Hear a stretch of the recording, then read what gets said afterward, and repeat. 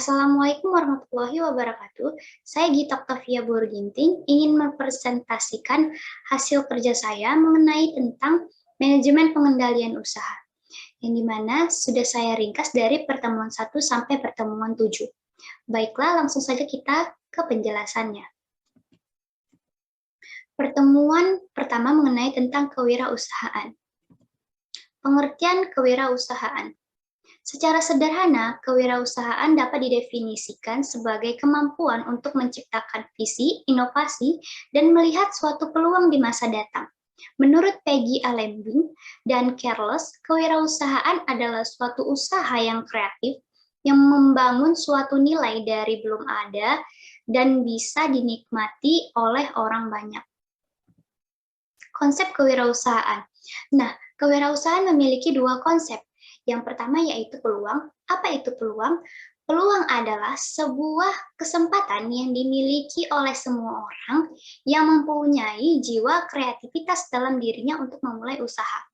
Yang kedua, kemampuan menanggapi peluang. Kewirausahaan sangat berkaitan dengan kemampuan atau kecakapan. Dalam menanggapi peluang usaha, kemampuan menanggapi peluang sendiri merupakan kemampuan seseorang dalam merespon peluang usaha yang ada dan ditanggapi dengan seperangkat tindakan.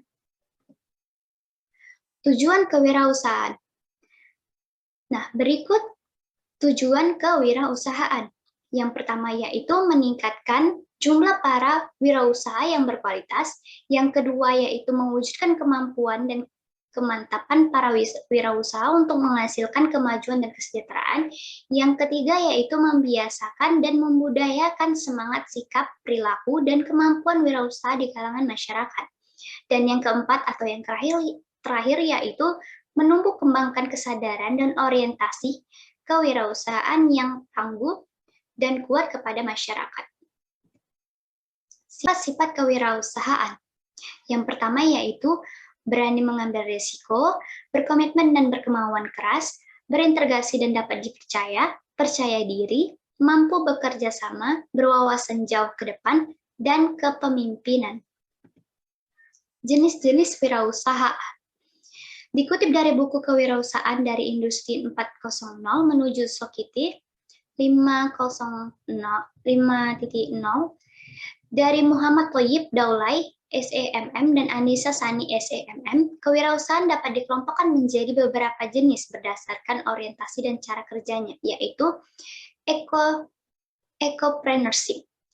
Ecopreneurship adalah jenis kewirausahaan yang tidak hanya berorientasi pada keuntungan atau profit semata, tetapi juga mendukung aktivitas perlindungan terhadap lingkungan. Yang kedua yaitu sociopreneurship, yang dimana ini adalah jenis kewirausahaan yang bukan hanya memikirkan laba dan keuntungan sebagai tujuan akhir, melainkan tujuan mementingkan aspek sosial masyarakat yang ada. Yang ketiga yaitu technopreneurship.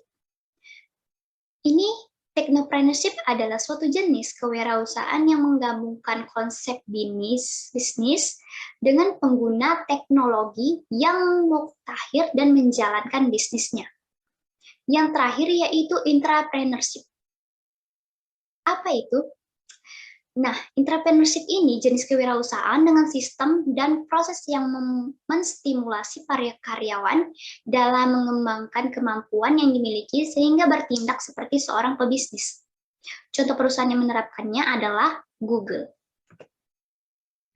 Peluang wirausaha. Secara sederhana, pengertian peluang usaha itu adalah kesempatan yang dimiliki seseorang untuk mencapai tujuan keuntungan, uang, dan kekayaan. Nah, adapun ciri-ciri dari peluang usaha yang potensial sebagai berikut. Yang pertama yaitu mempunyai nilai jual, yang kedua yaitu bukan sekedar ambisi, tapi sifatnya real. Yang ketiga yaitu bisa bertahan lama dan berkelanjutan. Yang keempat yaitu bukan bisnis musiman. Yang kelima yaitu skala usaha bisa diperbesar. Yang keenam yaitu modal memulainya tidak terlalu besar. Dan yang ketujuh yaitu bisnis tersebut profitable. Selanjutnya yaitu pertemuan ketiga. tentang merintis usaha baru dan menganalisis model pengembangannya. Cara memulai usaha baru menurut Suryana 2006. Yang pertama yaitu merintis usaha baru, membeli perusahaan orang lain, dan kerjasama manajemen. Merintis usaha baru. Nah, dalam merintis usaha baru, ada tahap-tahapannya. Yang pertama yaitu diawali dengan adanya ide. Yang kedua yaitu mencari sumber dana dan fasilitas barang, uang, dan orang. Yang ketiga yaitu sumber dana bisa berawal dari badan keuangan atau bank berupa kredit atau orang yang bersedia sebagai penyandang dana. Yang keempat yaitu objek bisnis memiliki pasar. Yang kelima yaitu memperhatikan peluang pasar sebelum produk diciptakan. Nah, dalam merintis usaha baru ada beberapa hal yang perlu diperhatikan. Apa itu? Yang pertama yaitu bidang dan jenis usaha yang dimasuki, bentuk usaha dan kepemilikan yang dipilih, tempat usaha yang akan dipilih, organisasi usaha yang akan digunakan, jaminan usaha yang memungkinkan diperoleh, dan yang terakhir yaitu lingkungan usaha. Selanjutnya membeli perusahaan yang sudah didirikan. Banyak alasan mengapa seseorang memilih membeli perusahaan yang sudah ada daripada mendirikan atau usaha baru. Nah, berikut alasannya. Yang pertama yaitu resiko lebih rendah, yang kedua yaitu lebih mudah, dan yang ketiga yaitu memiliki peluang untuk membeli dengan harga yang dapat ditawar. Nah, namun dengan alasan itu, membeli perusahaan yang sudah ada juga memiliki permasalahan. Apa itu? Ada dua permasalahan, yaitu masalah eksternal. Dari mana? Dari lingkungan, misalnya banyak pesaing dan ukuran peluang pasar. Yang kedua, masalah internal. Dari mana? Masalah-masalah yang ada dalam perusahaan, misalnya image dan reputasi perusahaan tersebut. Baik, kemudian franchising atau kerjasama manajemen atau waralaba. Nah, yaitu suatu kerjasama antara entrepreneur dengan perusahaan besar dalam mengadakan persetujuan jual beli hak monopoli untuk menyelenggarakan usaha. Secara sederhana, model usaha ini dapat digambarkan sebagai kerjasama manajemen untuk menjalankan perusahaan cabang atau penyalur. Nah, berikut strategi untuk mempertinggi kesempatan sukses usaha baru. Menurut Resnick dalam Kierto dan Peter. Yang pertama yaitu menjadi objektif. Yang kedua yaitu membuat sederhana dan terfokus. Yang ketiga yaitu fokus pada pasar dan menguntungkan. Yang keempat yaitu mengembangkan rencana pemasaran. Yang kelima yaitu memanajemen tenaga kerja secara efektif. Yang keenam yaitu membuat catatan keuangan yang jelas. Yang ketujuh tidak pernah menghambur-hamburkan kas. Yang kedelapan menghindari perangkap yang berulang-ulang dari pertumbuhan yang cepat. Yang kesembilan mengerti seluruh fase bisnis. Dan yang terakhir yaitu merencanakan ke depan. Pertemuan keempat tentang organisasi dan manajemen dalam mencapai tujuan organisasi yang berorientasi laba. Pengertian organisasi. Istilah organisasi memiliki dua arti umum. Pertama, mengacu pada suatu lembaga, dan arti kedua mengacu pada proses pengorganisasian, sebagai satu di antara dari fungsi manajemen. Menurut Prof. Dr. Sondang Pesiagian, organisasi adalah suatu bentuk persekutuan antara dua orang atau lebih yang bekerja sama serta secara formal terikat dalam rangkaian pencapaian tujuan yang telah ditentukan, dan dalam ikatan itu terdapat seorang atau sekelompok orang yang disebut bawahan. Sedangkan dalam artian umum, organisasi adalah sebuah wadah untuk sekumpulan orang yang bekerja sama secara rasional serta sistematis yang terpimpin atau terkendali untuk mencapai tujuan tertentu, memanfaatkan sumber daya yang ada di dalamnya. Ciri-ciri organisasi. Nah, berikut ciri-ciri organisasi ada 4. Yang pertama yaitu mempunyai tujuan dan sasaran. Yang kedua yaitu mempunyai keterikatan format. Yang ketiga yaitu adanya kerjasama dari kelompok. Yang keempat yaitu mempunyai koordinasi dan tugas wewenang. Tujuan organisasi. Yang pertama yaitu mencapai atau merealisasikan keinginan atau cita-cita bersama dari tiap anggota organisasi. Yang kedua, mendapat keuntungan dan penghasilan bersama. Yang ketiga, mengatasi terbatasnya kemandirian. Yang keempat, mendapat pengakuan dan penghargaan bagi anggotanya. Yang kelima, mendapatkan pengalaman dan interaksi dengan anggota lain. Dan yang terakhir yaitu memperoleh hasil akhir pada waktu yang ditentukan. Pengertian manajemen. Manajemen adalah suatu proses yang dilakukan oleh manusia dengan memanfaatkan sumber daya yang ada untuk mencapai tujuan yang efektif dan efisien. Manajemen dan organisasi laba. Manajemen dan organisasi dalam mencapai laba. Setiap perusahaan memiliki misi yang spesifik mengenai eksistensinya dalam bisnis yang digeluti. Misi ini mendorong perusahaan untuk menentukan tujuan perusahaan, yang menjadi penentu arah gerak segenap komponen organisasi untuk mencapai kesuksesan. Oleh sebab itu, penentuan tujuan tidak bisa dibuat hanya untuk memenuhi hal-hal yang sifatnya sementara. Namun, penentu tujuan tersebut harus memiliki cakupan yang lebih luas. Selanjutnya, pertemuan kelima mengenai tentang konsep-konsep dasar sistem pengendalian manajemen dan batas-batas pengendalian manajemen. Pengertian sistem pengendalian manajemen. Sistem pengendalian manajemen adalah suatu proses dalam tertata secara sistematik yang digunakan manajemen dalam pengendalian manajemen. Menurut Marciariello dan Kirby 1994 SPM, sebagai perangkat struktur komunikasi yang saling berhubungan yang memudahkan pemrosesan informasi dengan maksud membantu manajer koordinasikan bagian-bagian yang ada dan mencapai tujuan organisasi serta terus-menerus. Nah, menurut Edi Soekarno menyatakan, sistem pengendalian manajemen adalah suatu sistem terintegrasi antara proses, strategi, pemrograman, penganggaran, akuntansi, pertanggungjawaban, dan hakikatnya untuk membantu orang yang menjalankan organisasi atau perusahaan agar hasilnya optimal. Pengertian sistem. Kata sistem mempunyai banyak arti. Salah satu definisi sistem berhubungan dengan sistem kehidupan. Sistem kehidupan disusun dalam satu hierarki, sel-sel, organ, orang-orang individu, keluarga-keluarga, organisasi-organisasi, bangsa-bangsa, dan organisasi-organisasi supranasional. Dengan demikian, pengendalian manajemen merupakan bagian dari sistem kehidupan. Pengertian pengendalian.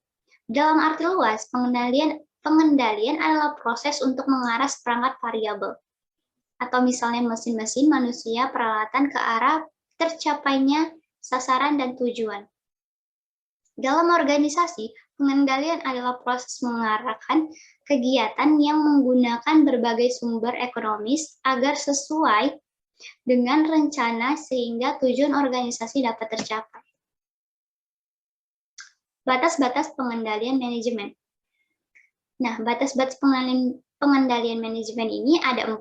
Yang pertama yaitu formulasi strategi, yang kedua yaitu pengendalian manajemen, yang ketiga yaitu perumusan strategi, dan yang terakhir yaitu pengendalian tugas. Kita masuk ke pertemuan ke-6, mengenai tentang perilaku, faktor-faktor, tujuan, jenis-jenis, dan fungsi organisasi. Pengertian perilaku dalam organisasi.